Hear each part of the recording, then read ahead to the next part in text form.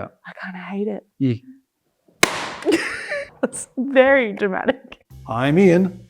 I'm Jess. And we're going to be ranking every single Wes Anderson movie poster. And I have no idea what order these posters are going to come in, which ones you have chosen, because there are, a couple variants to the theatrical release. There are many variants as well. Yeah. Many variants. We're just going to be off the cuff.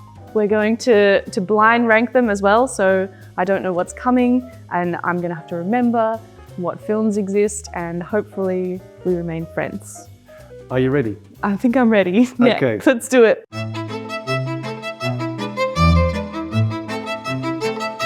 Well, let's jump straight into the first poster. Cast your mind back to 1996. Ooh, it's the year I was born, actually. Is it? It is. Okay.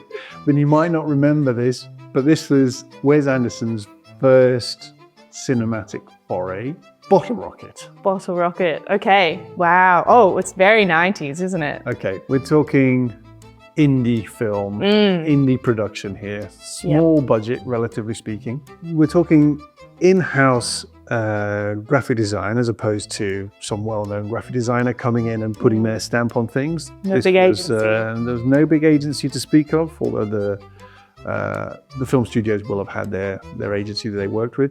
This was purely and simply a marketing product in order to promote the film, and this is what was come up with. Almost as far away as you could possibly imagine from the whimsical world of Wes Anderson that we know. It's true. Nowadays. But yeah, I like it. I love the punchy red. Even though it's an old Wes, you can still, his use of color is still pretty strong here. There's the pop of yellow, which is pretty common throughout the rest of pretty much all on these those posters. Weird typographic, I don't quite know what the code is, like a hidden code. It almost looks like a hidden code. Yeah, I love that it's kind of got some half letters, and then the B's, it's just the big downstroke that has got the color there. So it's really a strange choice for typography. It's weirdly back in, like this kind of anti-design look is pretty popular again now, where the type is kind of illegible. It's almost like a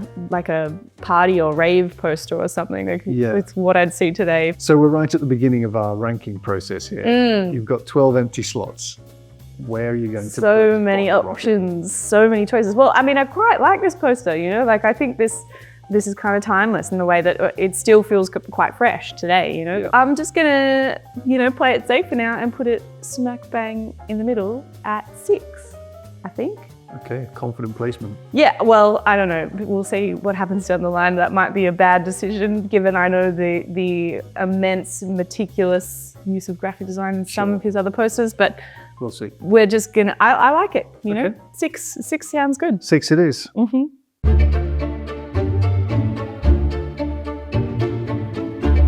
Okay, moving on to our next film poster, 1998, Rushmore.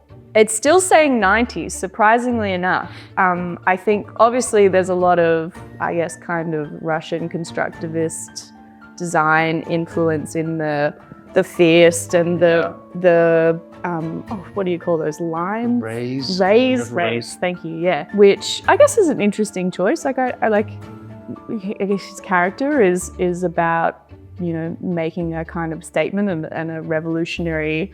He's a kind of a revolutionary guy. That's what he wants to be. Yeah. Hence all of the faces in the background as well of all of the greats that he wants to put himself up there with. But I do think it is an interesting choice, I suppose, to go for that kind of look. This is in-house design team promoting a film as opposed to Wes Anderson flexing. Yeah. I kind of, this type up the top of the names of the actors there. Yeah. I kind of hate it. Right. You kind of, which aspect, you don't like the slab serif, because it's used also in the love, expulsion, revolution bit. It's kind of a straight, like if you're going for a constructivist vibe, then to go for a kind of quirky slab serif. It's not terrible, but it's definitely not my favorite. Okay. Well, okay, I think that almost says enough. Are we going? Doesn't it? Yeah. Do we need to ask where are you going to rank this one?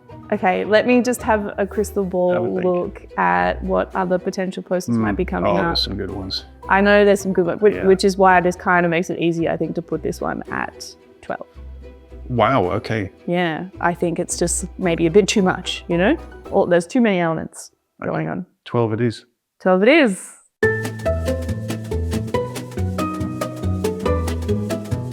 The Royal Tenenbaums. Again, this is down to the film studio, Touchstone.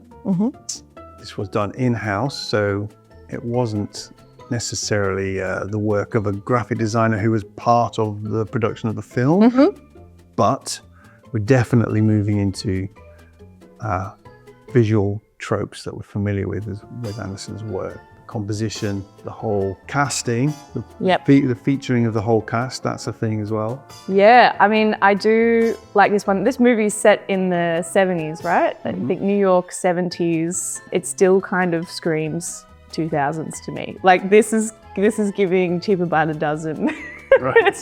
You know, family movie, obviously very different styles of filming there, but I like it. Like I think it still works, you know. It's nice to see like the first big cast shot that, you know, is then famous in I suppose most of the rest of his posters. And also like this is a film that is really about like communication, the dialogue between the characters. So having them on the poster makes sense. Yeah, I don't know. I guess the typography is very Wes, isn't it? Like this one is kind of becomes his. This is the first instance we've seen of Future, the font, but I think he so. Throughout the posters in his films. Yep, and the pink as well is kind of the pastel pinks, the symmetry. There's again you've got the red, of course, from the tracksuits, which sort of reminds me of the first poster we looked at. So I'm gonna put this one, I'm gonna put it at 8. Okay, not that low. Okay. It's a classic, but I don't know, we'll see where we go. This video is brought to you by Envato, unlimited creative assets all in one place. With the broadest range of categories, you can follow the link in the description and start creating now.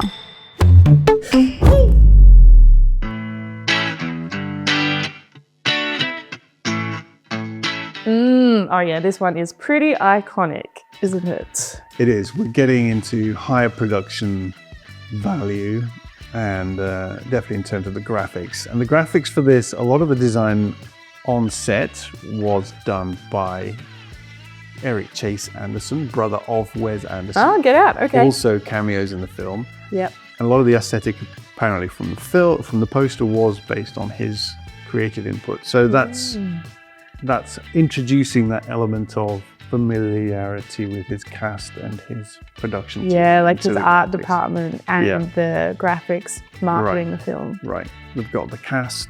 Yep. Symmetry, focus. Typography plays a secondary role, arguably. I feel like this is the first kind of real sense of his mastery of color coming through the posters that we see. Like the blue, the yellow, and the little red hats is like an iconic kind of palette for his film in this film, but also in a lot of his other films. You know, he sticks to this like yellow and blue tone. So I think it's exciting to see that part. I also love that it's kind of like a stage set or like a diorama almost, like the way that it's so flat. And there's not quite so much detail either. There are some little things. There's like an electric eel down there. There's a shark up there. There's things going on, but there's not quite as much to luxuriate in as a.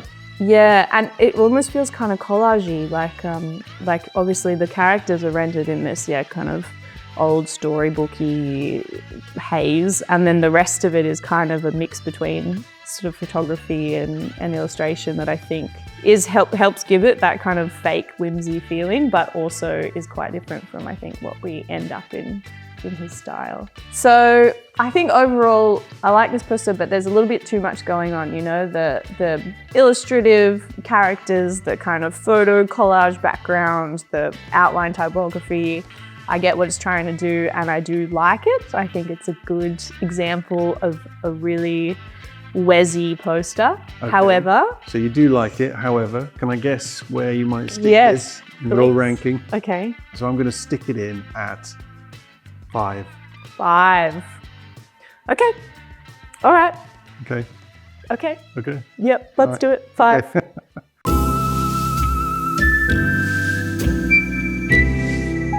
Ooh. Darjeeling The Limited. Darjeeling Limited. We're getting into big collaborative efforts for the posters now, which is quite interesting in itself. And up until now, the graphics for the posters have been fairly understated. Yep. So that photo shoot, apparently, by James Hamilton.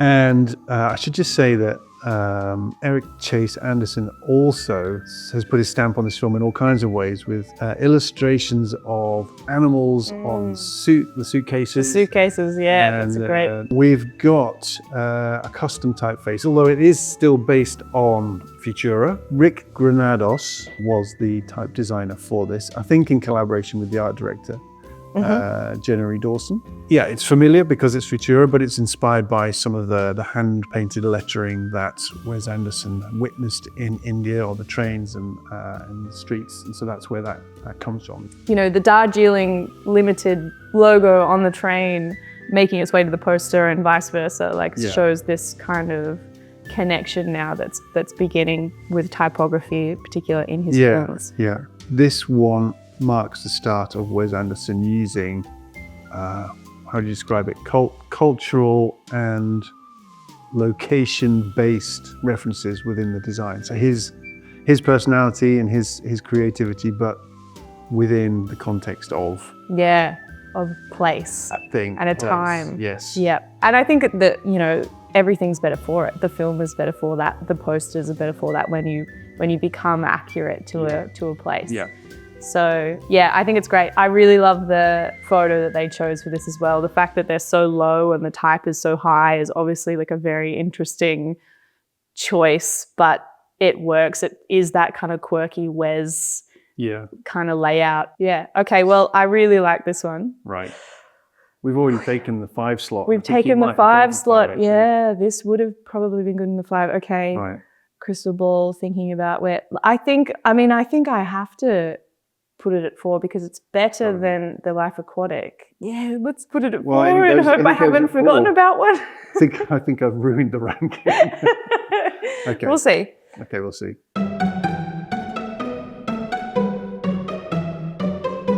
2009 gave us fantastic Mr. Fox. It was his first cinema feature-length stop-motion animation. So of course we've got the characters, so we can credit the puppet masters, if you will, to a certain degree. We've got the composition, we've got just the legs of Bogus Bunsen Bean at the top, above ground, and the other characters below. Now, yellow, granted. It always loves a bit of yellow.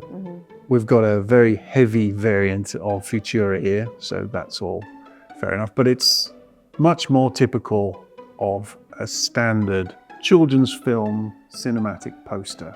This doesn't necessarily say Wes Anderson. Yeah, I like it. Obviously, the skill and craftsmanship that needs to go into a puppet is worth displaying on a poster, so I think that's a good idea. And I really like that they've brought in this kind of key element of the film being that they're underground, so they've got the people standing above them. And of course, that's had some impacts on what I suppose is normal typographic layout for a poster, which is a decision that I think works to tell the story of Fantastic Mr. Fox and kind of bring that narrative into the poster. Right, let's get to a ranking. Okay. What do we think? I really want to credit obviously the amazing puppet work in this, front and center on the poster, but I also know that Isle of Dogs is coming, and that's pretty good. And I think the typography in this one is nice, but nothing amazing. Okay. So, given what we've got, I think I'm going to have to put it at 10. Is that crazy? I wasn't expecting a 10, but... maybe 9. No, you said 10. 10? Okay, all right, let's stick with 10. Okay.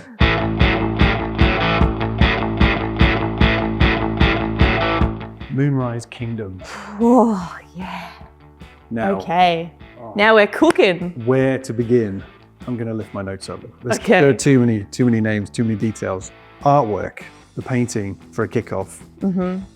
Michael Gaskell gets credit for that. We can't not talk about the fact that Jessica Hische came in to do the typography, or at least the handwritten lettering for the Moonrise Kingdom title itself.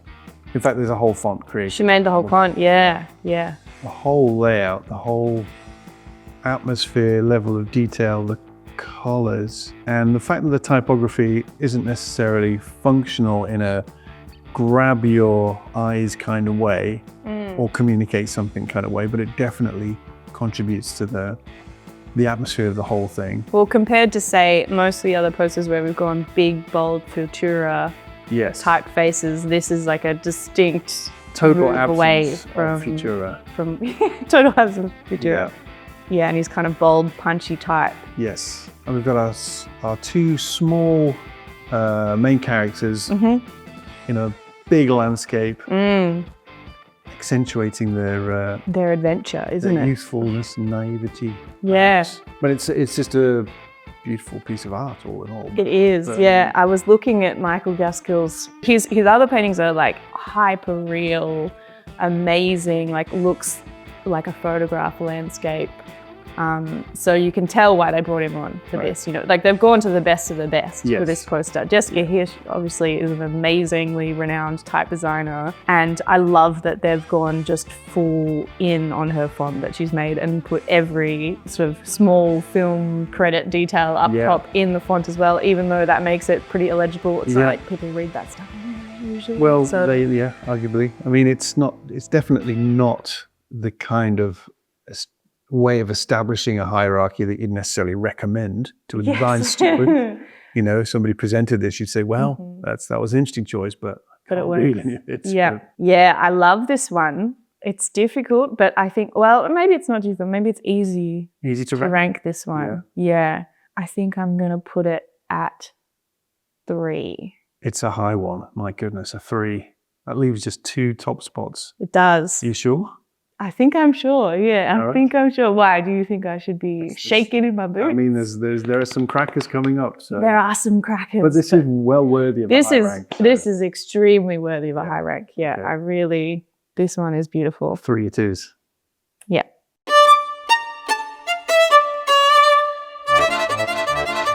A little piece called the Grand Budapest Hotel. I mean...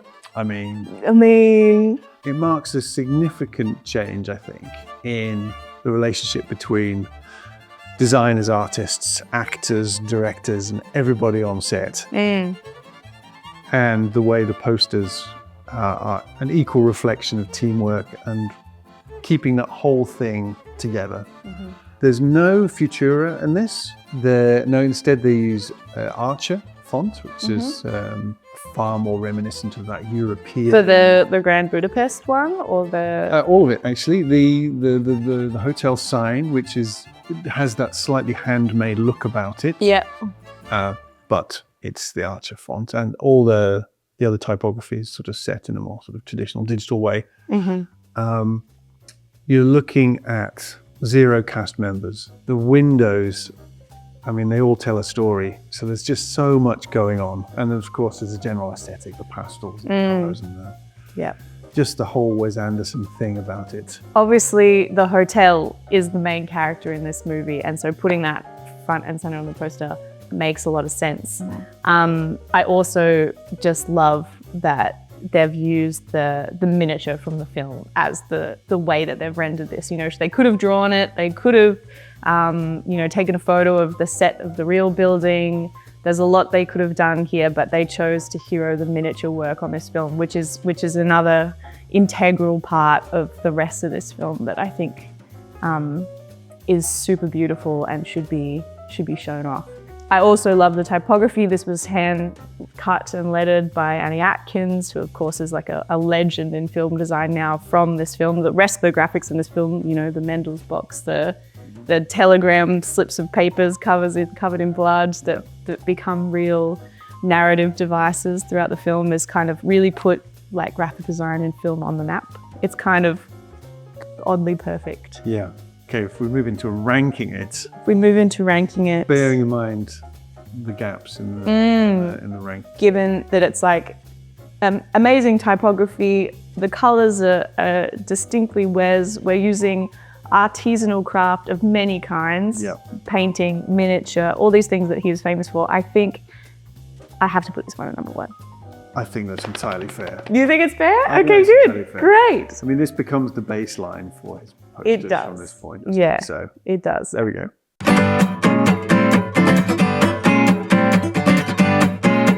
Okay, there's a few aspects of this one which are worth talking about. More stop motion animation for a kickoff. Yes. There's Japanese influence because of its setting, the film itself, which opens all kinds of doors for graphic design in itself. And the chief graphic designer for this, Erica Dawn, lived in Japan for a long time, so she was in a great position to explore all of those aspects of it, the wooden block printing, all kinds of things, the typography. Yeah, I mean, I like it. I love, again, the puppets. I think this really levels up on the poster for Fantastic Mr. Fox, you know, where we've taken that artistry from the film, from Erica Dawn, from the sort of art direction of the film into the poster again. But, you know, it doesn't really follow a lot of the rest of what we've seen. You know, the type on the side, I love that. I suppose that, like, reading up and down, very Japanesey. Yeah. The white and the red as well is a nod. The white and the red, yep. And then you've got the details, of course, there's little details in the bottom, so there's an awful lot to look at, as usual. There is a lot to look at, but unlike some of the other posters, it's balanced in a way that you can kind of take it all in quite easily. It's not overwhelming. You know, Isle of Dogs is pretty small. That of is tiny in the middle there, you know. Almost miss it. You almost miss it, but I think it you know, it doesn't really matter because the whole poster kind of does draw your eye to that center anyway. Yeah, I think it works, and I love that they're in the box. There's so much texture in the image that they've gone with, which is I feel like that film is all about the textures and what they've managed to achieve in the puppeteering. A lot of hair. So much hair. Yeah, the way the hair moves and the eyes of the dogs are really piercing through that poster. Yeah, that's true. All right, well, I think because I put Fantastic Mr. Fox at 10, and I think we've got to have a stop motion animation poster up there. This one feels like it fits at 2 pretty nicely. In at number 2. In at number 2, yeah. This video is brought to you by Envato. Unlimited creative assets all in one place. With the broadest range of categories, you can follow the link in the description and start creating now.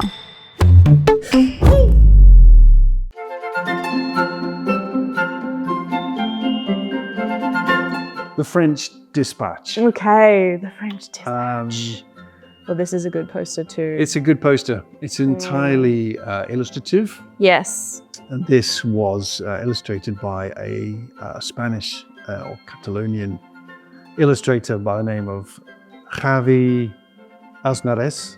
And he does, you know, as with a lot of the way these posters are made, he was responsible for a lot of the artwork within the film as well. Like the magazine editions themselves were all illustrated and typeset by. This film is another great example of good graphic design in film, I think, given, you know, it's an editorial magazine, so they really rely on that again. He did work with the Washington Post and the New Yorker, so he had that editorial experience. Yeah, exactly that's good. Yeah, what was expected of that kind of job. So clever choice. So. Oof, I mean, yeah, this is really good, and I've filled all my top spots, haven't I? So, but I love that obviously this is meant to look like the cover of the French Dispatch, which is the magazine in the film, and it's not just it's got the spine as well. The spine, like a piece of printed material. Totally. And the French Dispatch, there you go, there's your wonky kerning, which you love as well. Love the wonky kerning. It's the sort of the sign on the building. It's hand lettered. And I like the kind of, I think in this film as well, there's many great examples of that kind of miniature-esque view from the outside of a building where you can see the characters inside. Yes. And they've each got their room in the building of the French Dispatch production that is vastly different from everybody else's room. So I like that has come through in the way that he's illustrated the poster too.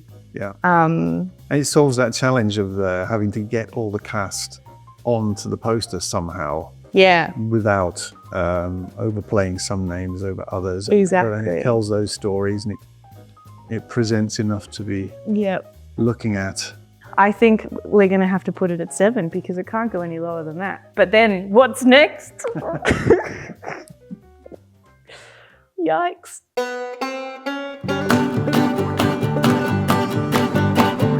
Okay, an absence of cast, you'll notice. I've noticed this is just a beautiful landscape painting, painted by David Michael. He's a landscape painter, young bloke actually, and he's just again. This is film mirroring the artwork of the poster. Yes. So he was responsible for many postcards of real estate images that in the film, and so there's sort of echoes of that in here. It's got the depth. It's got beautiful tones. And it's just got that remoteness built into it. I love the typography. Yep. It is that cool. was pulled. This is your friend Erica Dawn again, who's My friend. I don't know why I said that. The graphic designer of the film and responsible for some of the poster work as well. Typography was taken from that sort of Western America, those sort of 60s films with the yellow and the drop shadow. Yep. It's really impactful. Really like signposty. It's very kind of signposty. These Western American towns in the middle of nowhere back in the day, there would be a lot of sign writing and it would have been hand done. Yep. And there wouldn't have been much digital recreation of anything. So a lot of the typography has that kind of handmade feel to it. And again, on the poster, you've got that Wes Anderson-y looking at something from another perspective, abstracted. So you're looking at the sign for Asteroids City within the greater context. Yeah, and also isn't it it's a film within a film, or a play within a film. Yes. So this kind of looks like an advertisement for the play, Right. which would be, it is kind of set in this landscape and could be advertising this landscape. So we've got this like roadside billboard advertising the play, which is in the film, which is advertising the film. It's kind of meta. It's quite clever. Yeah. You've really thrown me in giving me the alternative film release poster here. Yeah. Because I think it is better than the other one with all the people on it as Right. well. I think it's gonna have to go at 9. That's very dramatic.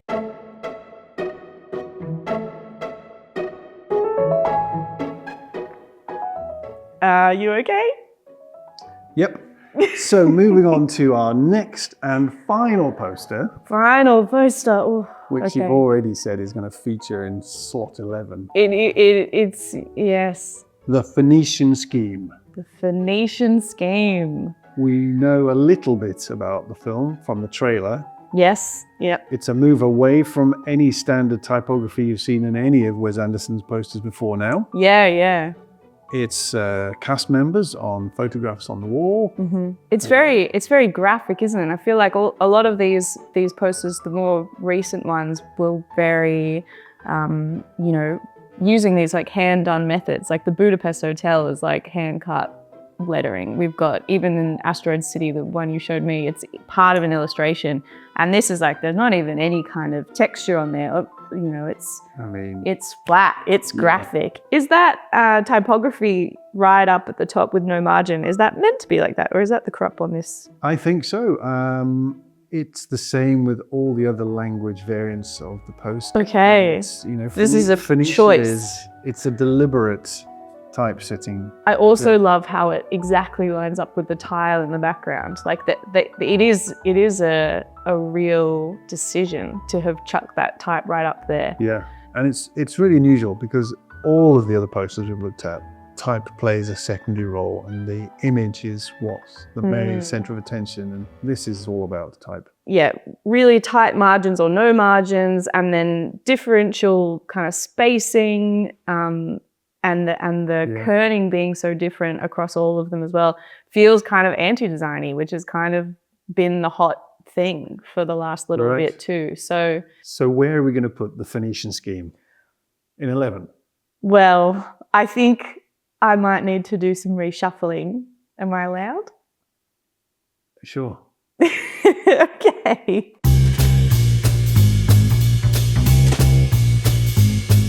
I think that we need to bump Darjeeling Limited and the Aquatic down. We need to bump Bottle Rocket down, even though I do think it holds up. However, there's just too many Seems really, stiff competition here. yeah, Okay, really good examples of graphic design. I'm quite a fan of the typography in the Phoenician Scheme. Even though I haven't seen the film, I think it's a very interesting layout of a poster. So I'm going to put the Phoenician Scheme at number 5. Wow. I'm gonna give you Asteroids City at number 4. Thank you. Because you threw me a little bit by not going with the theatrical release poster. So I like that poster a lot. I'm putting that at 4. And then the French Dispatch, obviously another great illustrated example. You can see I think we like the illustrated ones. Yeah. So that one is gonna go at 6. And then we've got the Darjeeling Limited, Life Aquatic at 7 and 8. That feels good. Royal Tenenbaums at 9. I think it's gotta be there. Bottle Rocket at 10, because I think it's better than Fantastic Mr. Fox, even though that one is a pretty good poster. Yeah, I'm pretty confident with this. It's a good list. You think this is good? It's a good list, but of course, if you disagree with Jess's opinions, And yours. then feel free to put your own lists in the comments and let's see how it all stacks up. I'd love to hear from the Wes heads with any kind of Yeah. knowledge they have that could lend another layer to these posters. Yeah. But, Good job. Yeah, we did it. Fire me hands. Yeah.